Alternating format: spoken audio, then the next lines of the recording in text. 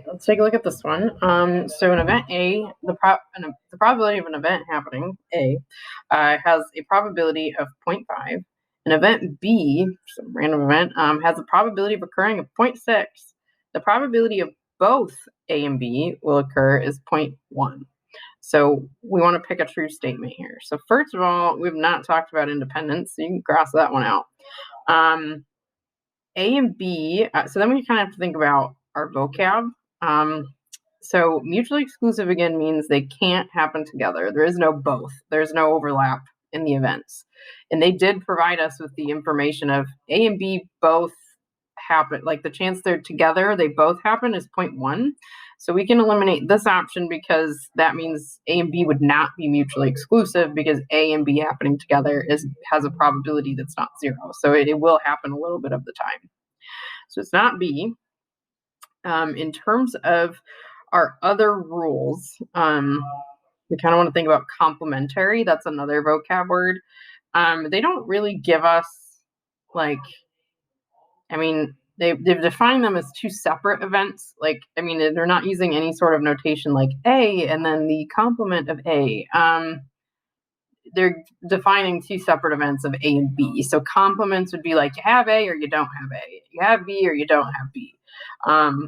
So we don't have enough information here to say like A and B are complements because according to this problem, they're two separate events that sometimes overlap. So it's not going to be D. So if we think about this statement, either A or B always occurs. So let's kind of look at a Venn diagram of this. Like, what would this look like? So I have event A and I have event B. I know my overlap is 0.1. I know the probability of event A occurring is 0.5. And I know the probability of event B occurring is 0.6. So let's just think about what these other regions might be. Because they use the word always occurs, which means like if it always happens, if the probability of an event always happens, that's like 100%. So let's just kind of see what we can account for here. So if 0.1 goes in the middle and circle A in total has to be 0.4, that's great. Or circle A in total has to be 0.5, so that means the remaining part here is 0.4. Similarly on this side, B has to be 0.6. And so if 0.1 goes in the middle, then means 0.5 of that goes over there. So if we look at our three regions, we have 0.4, 0.1, and 0.5. That does add up to 100% already. So there's nothing left for here. So that basically means whatever these two events are, there's never a chance neither one of them is happening because there's nothing left to fill since these three spots already add up to 100%.